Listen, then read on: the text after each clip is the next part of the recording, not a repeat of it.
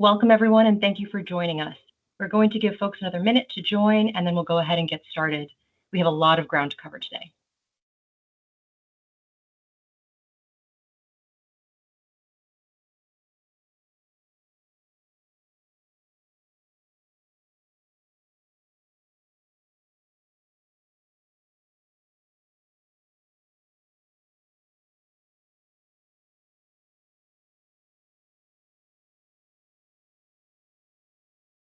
Thank you all so much for joining us. My name is Kayley McGrath, and I'm here with my colleague, Marc Reisler. We are both lawyers at Sive, Paget, and Reisler, and today we're going to be talking to you about the renewable energy credits that are available under the Inflation Reduction Act, or IRA. If you have any questions throughout the presentation, please feel free to type them directly into the chat. We will be having a Q&A session at the end of the webinar, but there's no need to hold off on submitting your questions while we're speaking and throughout the presentation. I'll briefly outline our agenda just to give you an idea of what we're going to be covering today. I assume many of you have a baseline familiarity with the IRA, which enables taxpayers when they go to file their tax returns to get tax credits for their investments in qualifying renewable energy property and for their production of renewable electricity using renewable resources. And so to that end, I'm going to be starting with an outline of the eligibility criteria for tax credits, beginning with the production tax credit, or PTC, under Section 45 of the Internal Revenue Code. And just for future reference, if I refer to a section, it's always going to be the Internal Revenue Code. Then I will turn to the investment tax credit, or ITC, under Section 48 of the Internal Revenue Code. And then because those credits actually sunset at the end of the year and are replaced by net zero credits that require facilities and qualifying property to result in net zero greenhouse gas emissions, there's been a lot of recent interest and recent questions that we've received on these net zero credits because they kick in 2025. And so I'll be covering those as well. After we cover eligibility criteria, I'm going to be talking about credit multipliers. There are various adders under the IRA to enable you to maximize the tax credits that you receive when you go to file your return. And so I'm going to start with prevailing wage and apprenticeship requirements. Then I'll turn to the domestic content bonus adder. Then I'll cover the energy community bonus credit, which is available for certain brownfields and disadvantaged communities. Finally, I will close my portion of the webinar talking about tax-exempt entities, which might be eligible for a direct payment from the IRS in lieu of the tax credits and for the full value of the tax credits, including the multipliers. I'll then turn it over to my colleague, Marc Reisler, and he is going to be talking about key deal terms and other considerations, including financing renewable projects, and then credit transfer transactions, including diligence, indemnities, and insurance. So let's dive right in. Eligibility for tax credits, beginning with an overview of the many renewable energy credits that are available under the IRA. First, for example, is the Section 45Q credit that's available for carbon capture and storage technologies. Essentially, you have to begin construction for your carbon sequestration project before 2033, and your Section 45Q credit is a dollar amount per ton of carbon dioxide that is stored. For example, there is a maximum credit available for direct air capture technologies, and that is $180 per ton of CO2 permanently stored. There's also the Section 45U zero emission nuclear power production credit, as well as the Section 45V clean hydrogen production credit. However, for our purposes today, we will be focusing on the Section 45 production tax credit, or PTC, the Section 48 investment tax credit, or ITC, and then the clean versions of each of those tax credit regimes. So the clean PTC under Section 45Y of the Internal Revenue Code, and the clean ITC of Section 48E of the Internal Revenue Code. And as a reminder, those two clean credits need to be net zero facilities. Beginning with the production tax credit, or PTC, under Section 45 of the Internal Revenue Code. The PTC is available for renewable electricity measured in kilowatt hours that is produced by the taxpayer from qualified resources and then sold to an unrelated person. The key word here is produced. This is for taxpayers that are generating renewable electricity from qualified sources.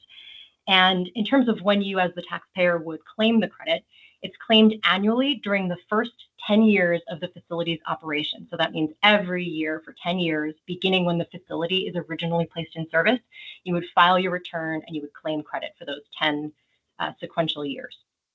In terms of which technologies are qualified resources, PTC eligible technologies include wind, closed and open loop biomass, geothermal energy, solar energy, small irrigation, municipal solid waste, qualified hydropower production, and marine and hydrokinetic renewable energy. One caveat I want to note for hydropower production, if we're talking about pumped storage hydropower, that actually qualifies as an energy storage technology, and that is solely eligible for the ITC. Remember, you're not generating or producing renewable electricity, which is the key metric here for the PTC. The PTC is given to taxpayers on a per kilowatt hour basis. And this value of the PTC is adjusted each year to account for inflation. To give you a sense, the reference price for 2024 for wind facilities is 3.15 cents per kilowatt hour. In order to qualify for the PTC, construction on the project must begin before year end. So that means before December 31st, 2024. If you begin construction on your facility after year end, the project will be subject to the Clean Electricity Production Tax Credit under Section 45Y of the code. And actually, beginning of construction sounds quite simple, but really it's deceptively complicated. So in order to have commenced construction, there are two ways to have begun construction. The first is when you incur 5% of the total project cost. That's known as the 5% safe harbor. The second way to have begun construction is to undertake physical work of a significant nature. And whichever of those two methods you satisfy first is the one you have to use. Physical work of a significant nature is easier to describe by defining what's not included in it. So for example, site prep work, that's not included as physical work of a significant nature. So if you're clearing a site, if you're removing a pre-existing foundation, if you are undertaking design work or modeling work, that does not count as physical work of a significant nature. Now, I could understand how some of you might think, oh, well, why isn't beginning of construction when I break ground on a project? Now, I know that feels intuitive, but the rules are quite complicated, and that's why I think it's prudent to consult the IRA and then the IRS and Treasury guidance and proposed rules that have subsequently been issued, which put a lot of interpretive gloss on these complicated issues and topics. And so I would say either consult the rules directly or perhaps consult counsel, just because you don't want to be in a position where you think you're entitled to certain credits. And as we'll see later on, the beginning of construction date is critical for establishing your eligibility for certain multipliers, including the prevailing wage and apprenticeship requirements and the domestic content bonus credits.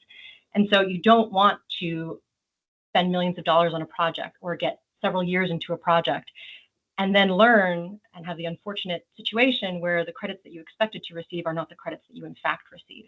And so this is where I think counsel can really be helpful. And by the way, once you start construction on your project, you have to show the IRS that you are making continuous progress towards putting that facility in service.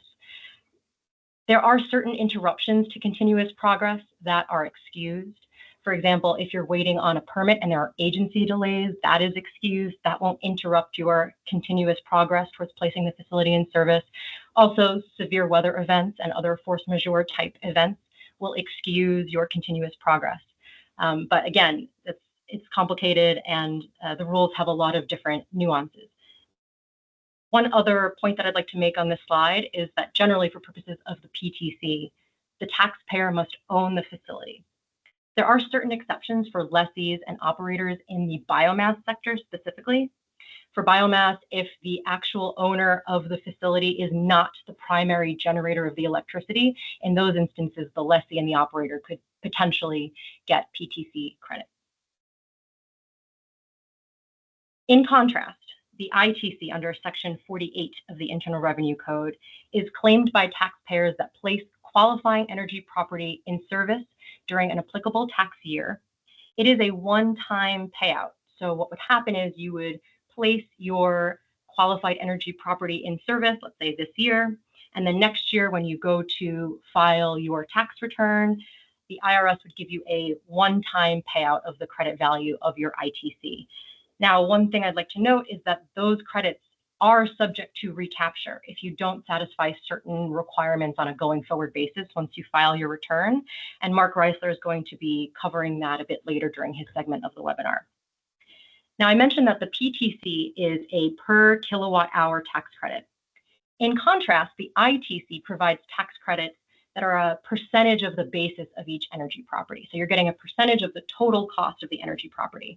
Typically, that's 6% of the basis of your qualifying energy property for most technologies. Like the PTC, construction on the project must begin before year end.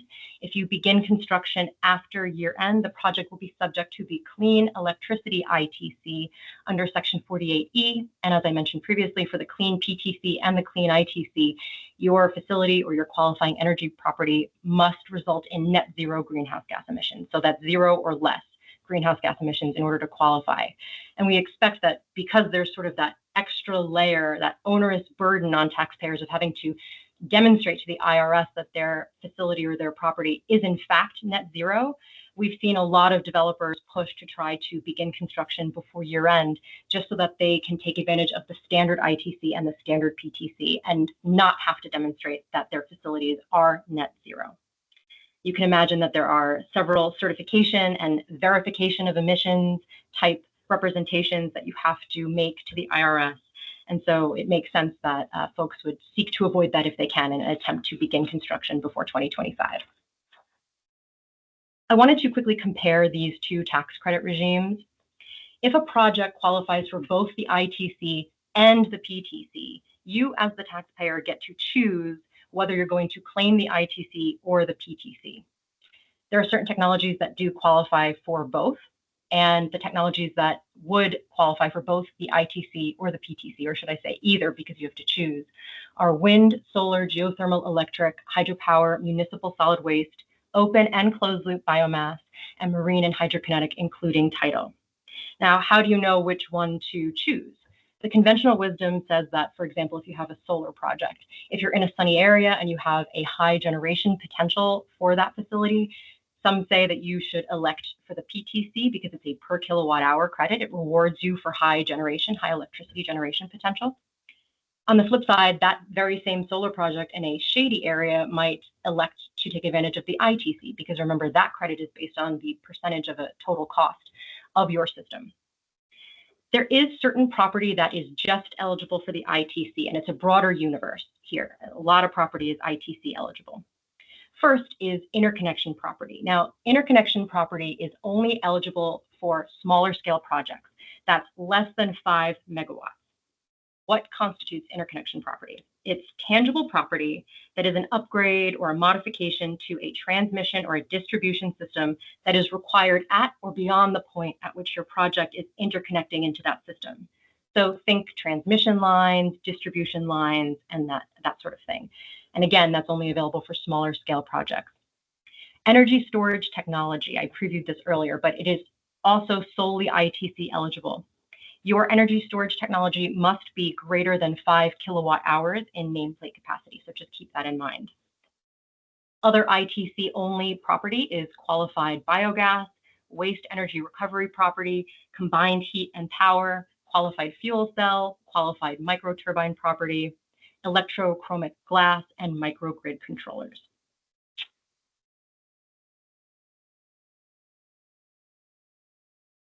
I've mentioned that the ITC is calculated based on the total cost of building the system, or the qualified cost. You get a percentage of those eligible costs that you spend as your ITC credit. And by contrast, the PTC is based on the electricity that you produce.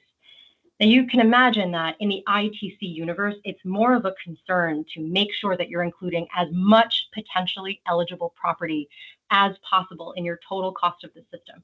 You want to make sure that you're actually accounting for every single piece of property that might potentially be eligible, because the higher the cost of your system, the higher your percentage of that total system is in the amount of credit that you receive.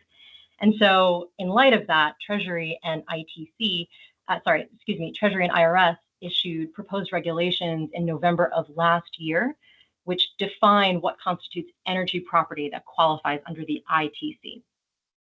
First, the taxpayer must construct, reconstruct, or erect the property. And if you don't build it, you can acquire it as long as you're the original user, that is the first person to place that property in service. Depreciation must be allowable with respect to the property. Construction must begin before year end, December 31st, 2024, and the property must be placed in service by the taxpayer. So if you place the project in service, you get to claim the credit. These proposed regulations adopt a unit of energy concept for determining which property is ITC eligible. Effectively, this means that all functionally interdependent components of property are ITC eligible. What does functionally interdependent mean? It means that if you place in service one component of energy property, it is dependent on also placing into service another component of energy property. And those two components together rely on each other for the whole system to work, such that they're functionally interdependent. And then you get ITC credit. Additionally, there's this other category of property that is ITC eligible. Namely, that's property that is an integral part of energy property. This means that you have your functionally interdependent system, and then this other integral property is used directly in the intended function of that energy property, and it is essential to the completeness of the intended function. Now, I realize that this sounds a bit theoretical, so let's talk about these concepts in more concrete terms. What is integral property? First of all, the integral property has to be owned by the same taxpayer that owns the otherwise qualifying energy property using the functionally interdependent test. And so this includes power conditioning equipment, it includes transfer equipment, and what exactly in those categories do we count as integral property? So power conditioning equipment includes transformers, inverters, converters. Additionally, parts related to the function or the protection of that power conditioning equipment is also ITC eligible, including switches, circuit breakers, and the hardware and software that's used to monitor or operate the system. Additionally, transfer equipment is integral property that qualifies for credit. This includes wires, cables, and combiner boxes. Now, this does not include, so this is what is excluded from ITC eligibility, transmission and distribution lines, with the caveat that smaller scale interconnection property, as we discussed earlier, is eligible for smaller than 5 megawatt facilities. Additionally, buildings, roads, and fences typically do not count. There are very limited exceptions, which I noted there. I'll speak about them. So buildings that are essentially an item of machinery, that counts as integral property. Additionally, if a building houses ITC eligible property, and you would expect that building to be replaced when the ITC eligible property that it houses to be replaced, essentially you're replacing them at the same time, the building may qualify as integral property. Additionally, roads may qualify if they are on-site roads and they are necessary for performing operations and maintenance activities on the energy property. I mentioned that the PTC and the ITC both sunset at the end of the year. And so beginning in 2025, we're going to have the clean PTC under Section 45Y and the clean ITC under Section 48E kick into effectiveness. These credits are functionally similar to their ITC, PTC counterparts. The main difference is that they are not technology specific. So recall that we discussed a bunch of different technologies that are eligible for the PTC and eligible for the ITC. In contrast, these clean versions of the credits, they don't specify certain technologies that are or are not eligible.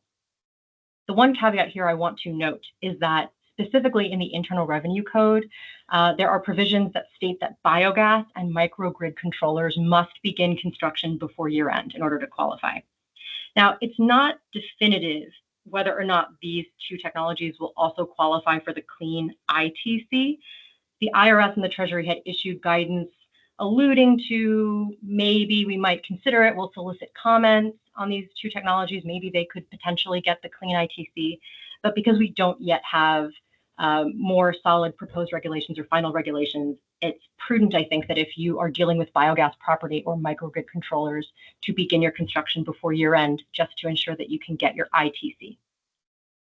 I've mentioned this before, but the clean PTC and clean ITC apply to generation facilities and energy storage systems that have greenhouse gas emissions rates of 0 or less.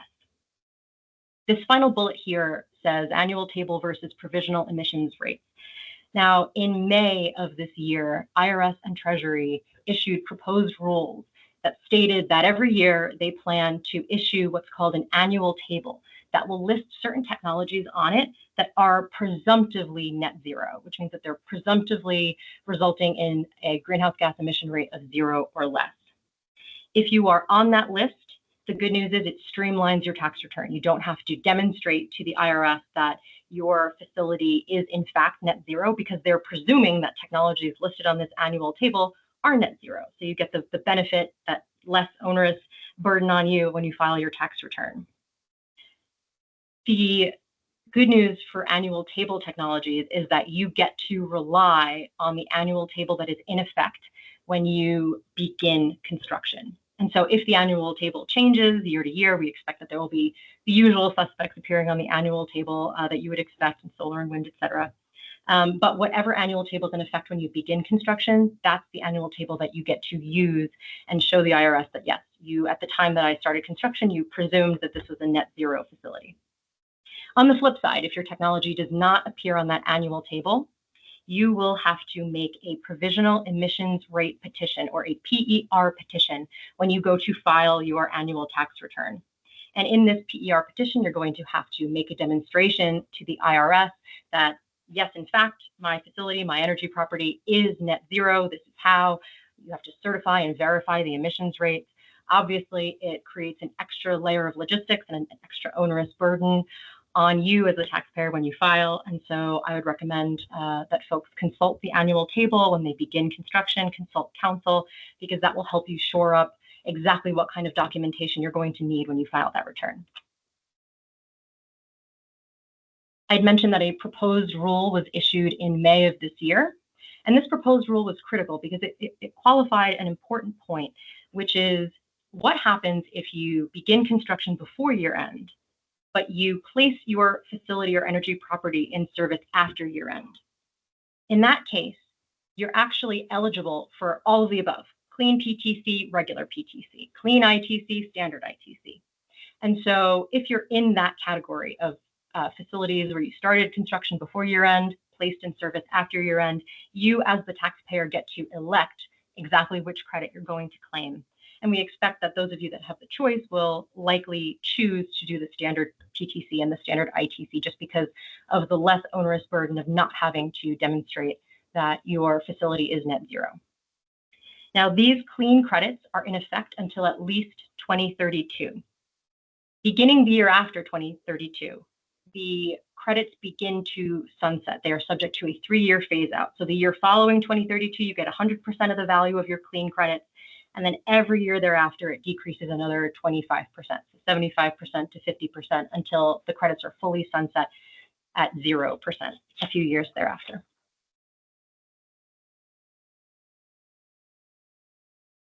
Greenhouse gases are expressed as grams of carbon dioxide equivalent per kilowatt hour for purposes of these clean credits.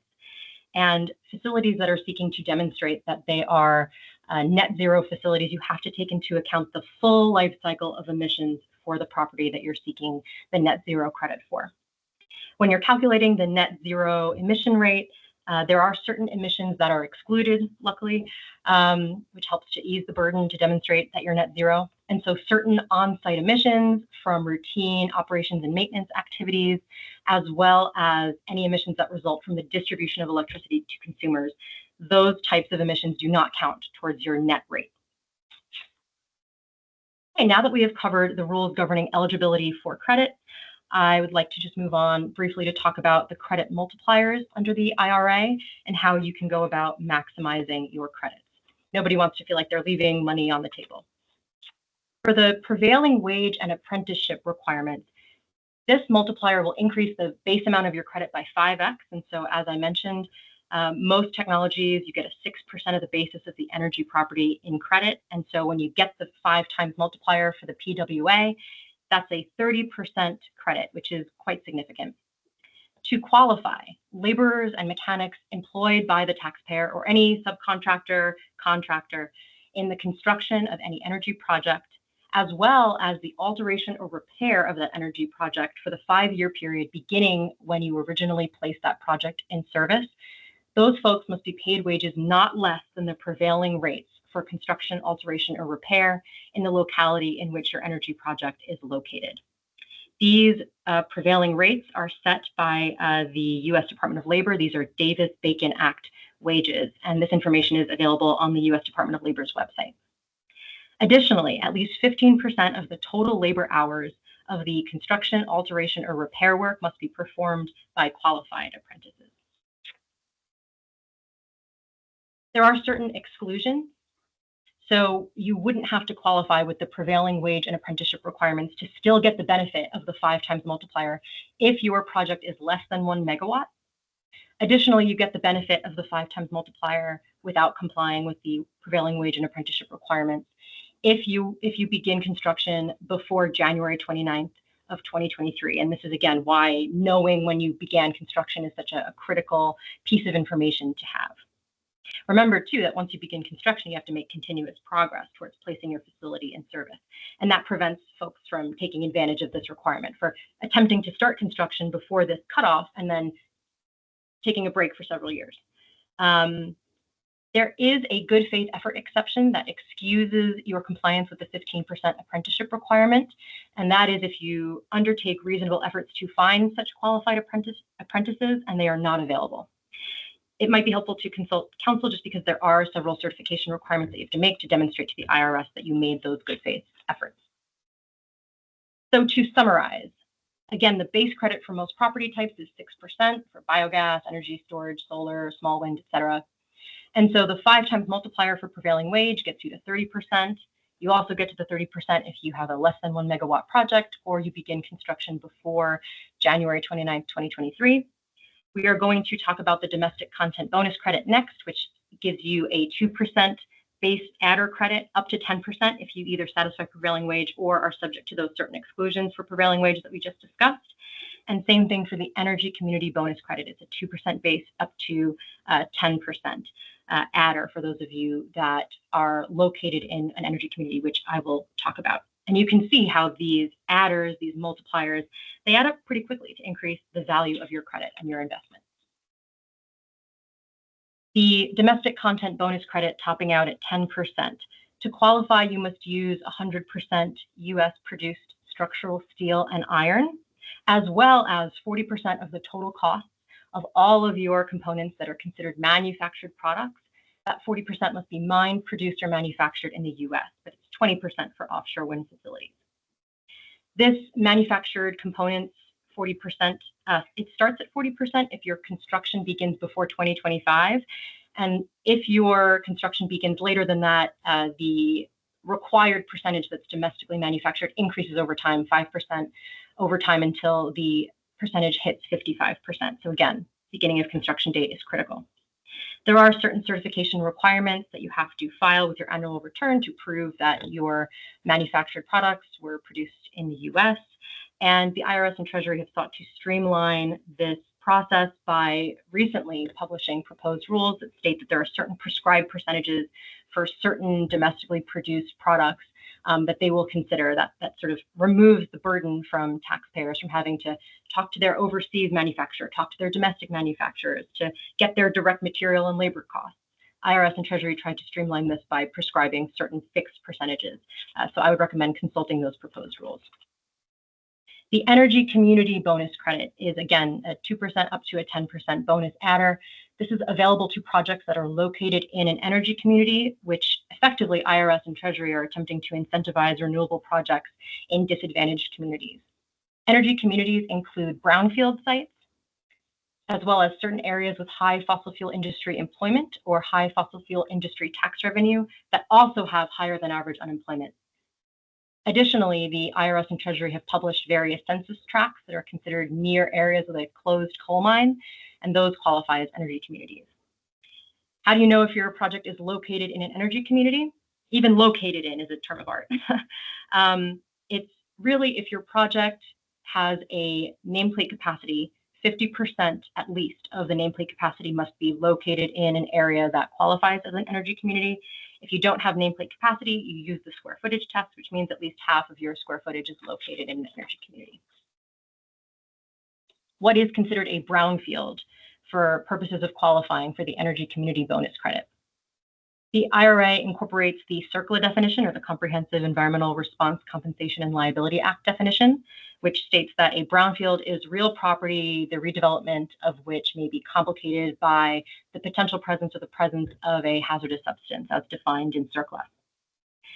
The site can qualify as a brownfield as meeting this definition in the first bullet if it was determined to meet that definition in the first bullet under CERCLA through a federal, state, territory, or Indian tribal program. Alternatively, you had a phase 2 environmental site assessment performed at the site that confirms the presence of a CERCLA pollutant. And for smaller scale projects that are less than 5 megawatts, all you have to do is have a phase 1 environmental site assessment conducted that identifies the potential presence of a hazardous substance under CERCLA. And just a word to the wise, sometimes the state and the federal definitions of a brownfield are different. What governs here is the federal definition of a brownfield. So if you are part of, for example, the New York brownfield cleanup program, if you were determined to only meet the state definition, you may not necessarily meet the federal definition. So just keep that in mind. Finally, I'm going to close my portion of the presentation by talking about tax-exempt entities. And if you are a tax-exempt entity, you may be eligible for a direct payment. It's called direct pay or elective pay from the IRS in lieu of a tax credit, and it's for the full value of the tax credit, including all multipliers. This is for tax-exempt organizations such as nonprofits, state and local governments, school districts, churches, municipal utilities. I wanted to just outline briefly the process of how to get that direct payment. First, you would place the energy property in service as you ordinarily would. There is a pre-filing requirement with the IRS, and so you would pre-file with the IRS at the beginning of the tax year when your credit will be earned. So if you place your project in service this year, you would pre-file with the IRS very early next year, so early January next year. In order to pre-file, you'll need your employer identification number, your address, banking information, your ID, and the like. Once you pre-file, you'll receive a registration number from the IRS, and you will file a return using Form 990. We're not tax lawyers, but we do work with tax professionals to assist with this process, and you will have to provide tax-exempt documentation that shows that you're a tax-exempt entity. The IRS will send payment up to 45 days after filing your taxes, but the entire process can take between 4 to 18 months. And this time frame varies based on when you file, if there's backlog, and please just note as well that the IRS has to audit every application that is seeking direct payment, and so that might push the timeline closer to the 18-month timeframe. Now I'm going to turn it over to my colleague, Marc Reisler, to talk about financing considerations and key deal terms. A friendly reminder to our audience to please continue to submit your questions. We'll address them at the end of Marc's segment during a Q&A session. Thank you. Marc? Thanks, Kayley, and thanks for joining us today. My name is Marc Reisler, and I am the head of the Project Finance and Development Group here at Sive Paget, and I'm going to be talking today about issues relating to monetization of these credits. Two things. I apologize in advance. I'm going to be racing through some of these slides. They're fairly self-explanatory, and I really want to get to some of the stuff at the end and hopefully leave time for questions. And secondly, as you heard from Kayley, there are a lot of different types of credits, and there are a lot of permutations and combinations relating to how these credits are monetized. We couldn't possibly cover all of this stuff in the time frame that we have. So I'm going to focus really on the ITC, which is probably the most prevalent structure and the most prevalent credit that is monetized. So when I talk about what I'm talking about today, it's really in the context of the ITC, the PTC,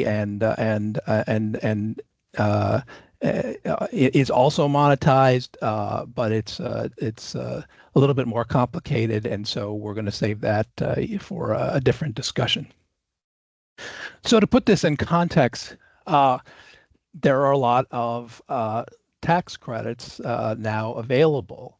And as some of you know, a tax credit is basically just a dollar for dollar reduction in tax liability. So if you have $1 million of tax liability and you have tax credits of $500,000, you can assert the tax credits against that tax liability, and you'll only have to pay $500,000 in taxes. That sounds great. The issue is that a lot of these developers that are developing these projects don't have that much tax liability. They don't have tax liability to be able to take advantage of all of these tax credits. And so what do you do? And there have been various mechanisms to take advantage and monetize the value of these tax credits. What the IRA has done is it's added another mechanism, which is to really transfer these tax credits. But before the IRA, these tax credits, or most of them, certainly existed in one form or another, and they were monetized. And so how was it done? And there are various methods to do that, but probably the most prevalent was in the context of a partnership. The IRS did take the position that although tax credits pre-IRA were not transferable, you could create a partnership that would own the tax credit, and that tax credit could be allocated to a partnership, to a partner in the partnership. And so these partnerships have been created essentially since the ITC has been around, with tax equity investors as partners in these partnerships. And tax equity investors are really partners that invest in these partnerships, and their return is calculated to take into account both the value of the ITC, the value of the credits, the tax credits, as well as a certain cash return. So these are partners in a partnership, and so they have an interest in the operation and maintenance of the project once the project is constructed and placed in service. And so you'll see in the context of these partnerships that there are various provisions under which the tax equity partner can exert control over the operation and management of the company. The other thing is that there are certain tax benefits beyond tax credits that are available for renewable energy, one of which is an accelerated depreciation of the eligible energy property. And the only way to monetize that is in the context of a tax equity partnership for the ITC. And so in the context of a tax equity partnership, the tax equity investor is also allocated the depreciation. And so you'll see that in the partnership as well. And so the main points of these tax equity partnerships is the investor is a partner, and so has a vested interest in the continued operation of the project and receives an allocation of both the tax credits and the depreciation. Next slide. And you'll see just briefly, this is a diagram of a type of structure involving a tax equity partnership. Here, the partnership is the project holdco, and you'll see the tax equity investor is a partner there and receives an allocation of the tax credits as well as cash. And there are many provisions that govern those, which some of which are explained on the slide. But that's for purposes of our discussion, really what we're talking about. And you can see over there on the right of the diagram is the lender, and we're going to talk about the lender a little bit later. But these structures do have debt, and the debt typically has a broad collateral package that includes equity and assets of the project. And we'll discuss later how that's addressed. Next slide. So in contrast to the tax equity partnership, the IRA the IRA created the ability to transfer these credits. Now you can transfer the credits, but you can't transfer the depreciation. So tax equity partnerships are still relevant. But in the context of a tax credit purchase transaction, there are a couple of salient differences. One is that really the credit purchaser is purchasing simply to execute on its tax strategy and its tax planning for a given tax year. It's not a partner in the project entity. And so it typically doesn't have a mechanism to exert control over the operation or maintenance of the project, and is not a transferee of depreciation. So that this is not a mechanism to transfer depreciation. So what we're going to talk about now is really what are the nuts and bolts of a tax credit purchase transaction. And I'll try and explain some of the perspectives of the various parties as I go through this. Next slide. Here is a diagram of a tax credit purchase transaction, which resembles significantly a tax equity partnership transaction. Instead of credits being allocated to a partner, the credits, in this case, they're going to be owned by this project holdco, and they're sold to a tax credit purchaser. Otherwise, very similar structure. Next slide. Okay, so when we talk about what are the nuts and bolts of a tax credit transfer transaction, the main document that we're talking about is a tax credit transfer agreement.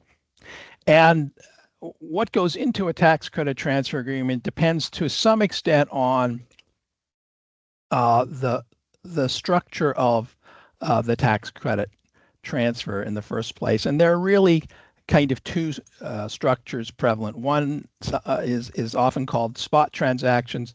Those are transactions where you have a project that has been created, is already in operating state, and essentially a credit has been created, and now it's just a transaction to transfer that credit. And the other is forward transactions, and that's really where a purchaser commits to purchase the credit when the project is placed in service and the credit is available. And based on whether you have a spot transaction or a forward transaction, that largely dictates the terms that will go into a tax credit transfer agreement. Next slide. So some of the nuts and bolts issues that you'll see in these agreements, I'm not going to spend a lot of time on this. Obviously, the amount of credits that are being purchased, the dollar amount.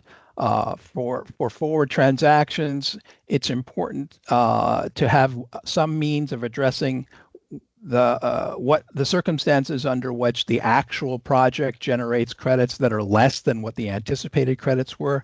If you think about this, a tax credit purchaser may sign up and commit to purchase tax credits before a project is constructed.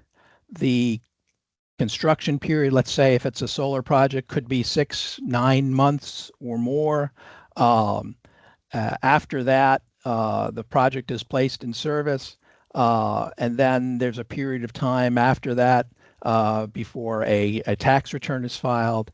And so, which could be another 3 months to 9 months.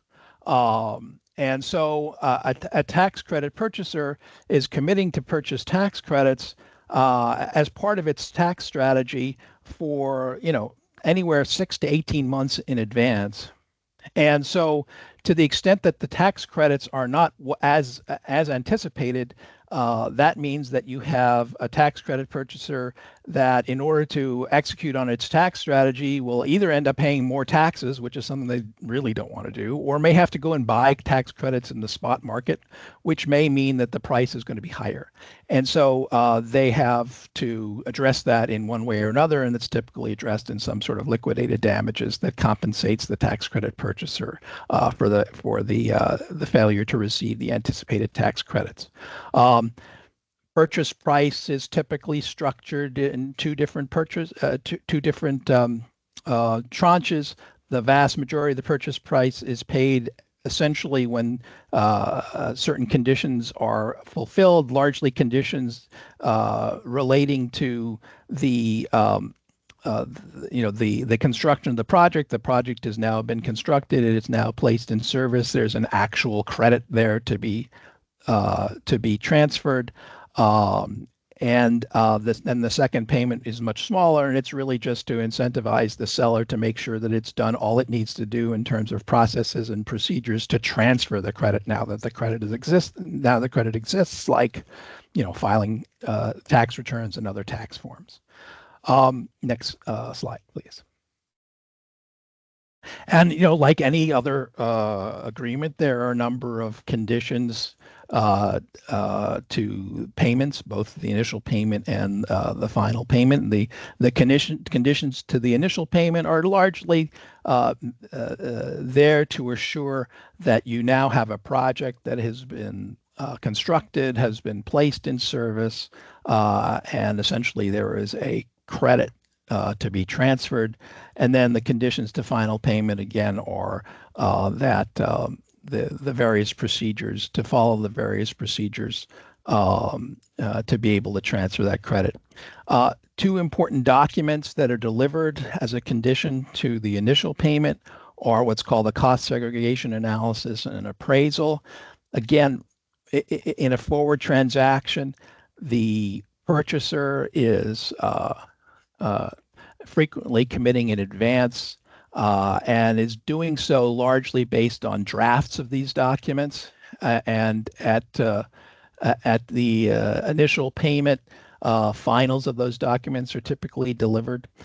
Cost segregation analysis is really a third-party analysis, typically done by an accounting firm, that values the ITC eligible expenses that form the basis of the ITC, as well as the applicable depreciation of the eligible assets. The cost segregation analysis is used in the appraisal. The appraisal is often used in the context of a transaction, which is frequently done whereby a developer entity sells to an affiliate entity that will actually own the project company when it's placed in service. And they do that in order to get a step up of the basis to fair market value. And in the context of that transaction, there will be an appraisal, and a final of that appraisal will be delivered. There's often also a legal opinion, a tax opinion relating to eligibility for the credits and the amount of the credits. Those are key documents that are delivered in the as conditions to the initial payment. Next slide. Representations and warranties, again, they're really reflecting a similar interest. The transferor has to represent elements of the project and ownership of the credit to give the tax credit purchaser comfort that there are not going to be any kind of interruptions in the operation of the project that would cause some sort of a recapture. To the extent that the project is relying on the 5 times multiplier or any adders or bonuses, there will be representations relating to things like prevailing wage and other qualifications to receive the bonuses that they met and comply with the requirements for those bonuses and adders.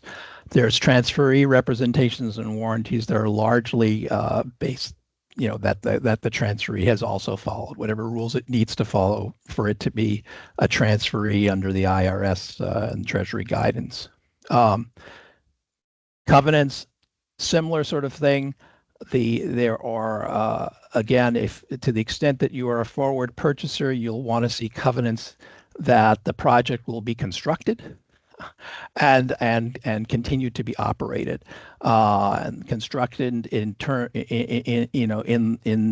compliance with estimations, budget estimations, and timelines, so that there is comfort that the project will comply with completion of construction in the tax year that's anticipated, as well as at the budget that justifies the tax credits. Now, let's talk a little bit about indemnities. There are significant indemnities in these agreements from the developer or the tax credit seller to the tax credit purchaser.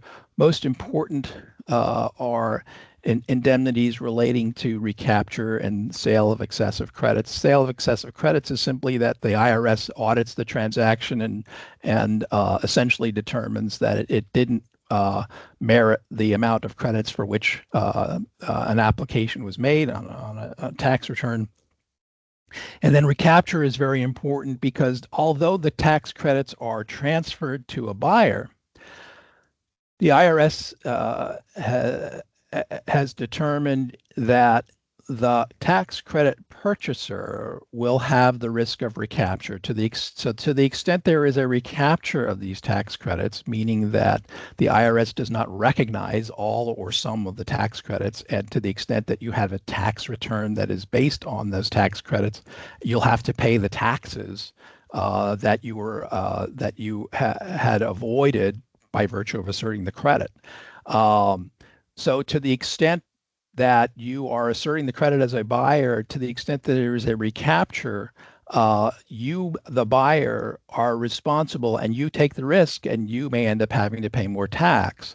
And so there are indemnities from the buyer, from the seller to the buyer to account for this, because the buyer doesn't have any control over the operation. So to the extent that the operation is affected, or the assets are no longer operating, or the ownership of the assets is no longer in the tax credit owner, the tax credit transferor, that could cause a recapture of the tax credits. And so there's an indemnity there from the seller to the buyer to protect the buyer. Next slide, please. Okay. Other things that you'll see in terms of the nuts and bolts of a tax credit transfer agreement is the parties will determine how an audit will be conducted and whether the buyer or the seller will control the response to an IRS audit. Both sides have risk here. And so both sides have an interest in making sure that to the extent that there's an audit, that a correct response and a correct defense is asserted. And so that's really just typically the subject of a negotiation in terms of who will actually control the response to the audit. Let's talk a little bit about insurance. There typically will be requirements to insure the project on various levels. One, a requirement of property and casualty insurance at full replacement cost, and often more frequently now tax credit loss insurance. And they both are really, from the point of view of the tax credit purchaser, largely intended to address recapture risk. To the extent that a project is a total loss because it's been lost in a fire or some other disaster, and it's not being rebuilt, that can cause and it's during the 5-year recapture period, that can cause a recapture. And so some combination of property and casualty insurance and tax credit loss insurance must be available to cover that risk. And then finally, there is typically a change in law provision that provides for a termination of the agreement to the extent that there's been a change of law that prevents the sale of the credits. Next slide. So let's talk a little bit about the how the debt fits into all of this, and the concerns of the debt differs to some extent to the degree of participation of the debt. So depends at what level the debt is participating, whether it's a construction facility or a term loan or a construction to term facility, or even a bridge facility. There are now increasingly facilities that are just bridging the tax credits. So it's just a loan in anticipation of receiving payment on the sale of the tax credit. So we'll talk about a little bit about this. Next slide. So clearly there are a lot of considerations, due diligence considerations, to the extent that you are an early term lender, like a construction lender or a bridge lender, and you are relying to some extent on the sale of the tax credit to take out your loan, then you're going to really scrutinize the transfer transaction from the point of view of the tax credit purchaser, because you want to make sure that you have a transaction that will go smoothly, that a tax credit purchaser will ultimately purchase the tax credits. And so you'll scrutinize the same documents that the tax credit purchaser will scrutinize, like the cost segregation analysis, an appraisal, drafts and things like that. And to the extent that there's a draft of a tax credit transfer agreement, or to the extent that there's a final tax credit transfer agreement, you'll certainly review that. Next slide. There are naked bridge, what they call naked bridge loans, which are loans that are made in anticipation of receiving the proceeds of a tax sale where there is not an identified purchaser. They're infrequent, but they do exist. And in that case, the lender is essentially doing the same scrutiny of the transaction, putting itself in the shoes of a tax credit purchaser, making sure that there's everything in place to find a tax credit purchaser at the time that they go out to market and look for a tax credit purchaser. And then a lender in that circumstance will typically have an approval right over who that tax credit purchaser is. And sometimes a lender will have obligations under its KYC regulations, or from a credit standpoint, to review and approve that purchaser as well as any transfer agreement. Next slide, please. So let's say you've now got a constructed project, and now you have either the construction debt's been taken out by a term loan, or the construction debt has converted to a term loan. Now you're concerned with the cash flow of the agreement, rather of the project, and so you want to make sure that nothing can happen relating to the tax credits that could interrupt the cash flow that's used to make debt service on your loan. And so you will be concerned with any kind of property or casualty, and you'll be concerned with any kind of indemnities, to the extent that the indemnities are made by your borrower, that could in some way threaten the ability of that borrower to pay debt service. So you will scrutinize the insurance, and you will scrutinize whatever credit support the borrower has in the form of a guarantee or otherwise, to make sure that at the end of the day, if there is an indemnity that is being paid out, that still leaves cash flow available to pay your debt. Next slide, please. And one of the ways to address this cash flow issue is, again, with insurance. So you will scrutinize the project to make sure that there's sufficient insurance, whether it's property, casualty insurance, condemnation insurance, tax credit loss insurance, so that to the extent that there is some sort of casualty that could create a recapture event, that there is sufficient insurance or guarantees or some way to assure that as the debt holder that that there is sufficient resources to be able to continue to pay debt service on your loan. Next slide. And then finally, to the extent that you have a distressed loan, there will be provisions in there to allow for the lender to take control of the project, and that's something that's typically got to get negotiated with a tax credit investor as well, and that's typically a negotiation that is had prior to the consummation of any kind of debt transaction.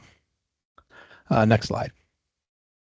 And so the most important document relating to all of this is what's called the forbearance agreement. If there is a debt portion, and there almost always is, and if there is a tax credit investor, whether it's a tax equity partner or a tax credit purchaser, there will typically be some sort of forbearance agreement that will govern what the debt holder can do when it exercises remedies for a distressed credit. And so there will be in those agreements provisions such as that the lender will agree not to undertake actions that would cause a recapture of the tax credits. So that might restrict the ability of the lender to foreclose on certain project assets because that would give rise to a recapture. So there has to be other means for the lender to take action. To the extent that the lender is going to take control of a project, there's often provisions where the parties agree in advance what kind of qualifications a new manager or project may have. And so it might say that a lender can bring in a new manager of a project that has experience, either at least 5 years of experience, managing at least 100 megawatts of solar, let's say, something like that. Next slide. And then finally, those agreements will govern how the various resources to tap in the case of a recapture or a casualty that causes a recapture will be addressed, whether it's insurance or guarantees. It'll typically discuss who is going to have access to which pool of funds to address a catastrophic event, to make sure that both the tax credit investor is properly addressed and the interest of the debt is properly addressed. And then where you don't have a committed tax credit purchaser in a naked bridge loan circumstance, then a lender will frequently commit to a borrower that they will enter into some sort of forbearance agreement when that investor is identified. So that's all we've got for now. To the extent that there are questions, I know we're running a few minutes over, but we'll try to address a few questions. So I will turn it back to Kayley. Thank you so much, Marc. We do have a lot of questions, and so we'll try to get through as many as we can. If we don't get to your question now, just know that we will follow up with you after the presentation. So we will absolutely eventually answer your question if we don't have time today. The first question I will direct to Marc, which is, how long is the recapture period open and how are sales of the assets managed? Recapture period is 5 years from the date of placed in service of the asset. And so basically, it's almost like a vesting of a stock option. So each year, 20%, if you think of it, 20% of the credit vests. So meaning that your credit can be reduced by 20% for each year after the recapture period. And so it ends up being a 5-year recapture period. I'm sorry, what was the other part of that question, Kayley? How are sales of the assets managed? Well, I'm not sure in what context we're talking about sales of the assets. Typically, if you're talking about in the context of a step up in the basis, it's typically done through a sale of the actual entity. So an entity is created to develop the project, and then that entity, not the assets, but the equity, is sold in order to achieve the step up. So I'll field a couple of these questions. First is whether or not a building or a site can include both ITC eligible and PTC eligible property. And the answer is yes, you can co-locate ITC eligible property with PTC eligible property. Where we see this most commonly is you might have a solar project that's PTC eligible, and then someone also wants to site a battery energy storage system on the same property. And in that case, you'd get ITC for the battery storage and you would get PTC for the solar.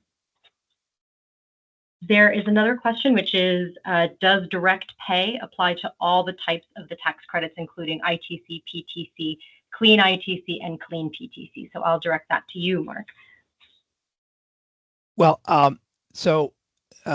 direct pay applies under two circumstances. One is where you have a tax credit owner that is a tax exempt entity, typically a governmental entity, or it could be a not-for-profit tax exempt entity. There are a few technologies at this time where you don't have to be a tax exempt entity in order to qualify for direct pay. My understanding and those tax credit owners can either choose to use direct pay or choose to transfer those credits. In the case of direct pay, remember, you get 100% of the value of the credit. In the case of a sale of the credit, you're selling it at somewhat of a discount. It could be 90%, it could be more.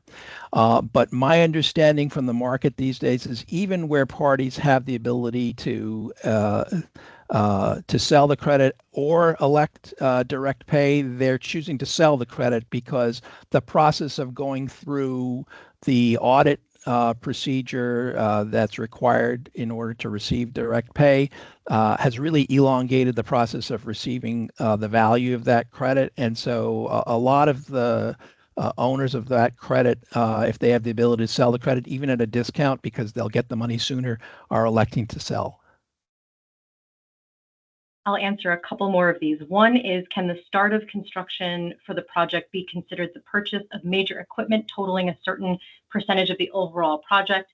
The answer is yes, so long as the purchase that you're talking about, the major equipment, as long as that equipment is not just held in inventory. If it's not sitting in inventory, if it's actively being used, then yes. If that were to constitute 5% of the overall cost, or even if that's a portion of the 5%, it can contribute to your satisfaction of that 5% safe harbor and be related to you commencing construction. Another couple of questions relate to RNG and whether or not RNG is PTC or ITC eligible. What I've seen is that RNG is ITC eligible. And then another question which I can field is, if the project is enrolled in the Brownfield Cleanup Program or the New York State BCP, then does it automatically qualify as an energy community for purposes of the Energy Community Bonus Credit?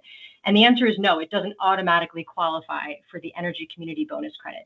If your various decision documents and if through communications with DEC there is a determination that your project satisfies the CERCLA definition of a brownfield, which I had talked about earlier. It's the site where the redevelopment or reuse of which is complicated by the presence or potential presence of contamination. If the BCP determined that you met that CERCLA definition, then yes, you could qualify for the safe harbor. But as I mentioned, the state definition of a brownfield is different. So barring some kind of language that says you qualify as a brownfield under CERCLA, it wouldn't automatically qualify, and you would have to look to the other avenues to qualify. So having a phase 2 done on the site that confirms the presence of contamination, or if you have a smaller scale project under 5 megawatts, then a phase 1, which identifies the potential presence of contamination. Okay, we have many more questions, but I do know that we are unfortunately out of time. If we did not get to your question, please know that we will follow up with you via email. We will also make the slides available. There will be a recording of this published on our website. And for your reference, I did put our contact information up on the screen. kmcgrath@sprlaw.com is my email. Marc is mreisler@sprlaw.com. Feel free to reach out to us at any time if a question comes up after we sign off. Thank you so much for spending the past hour with us, and we hope you have a wonderful day. Take care. Thank you.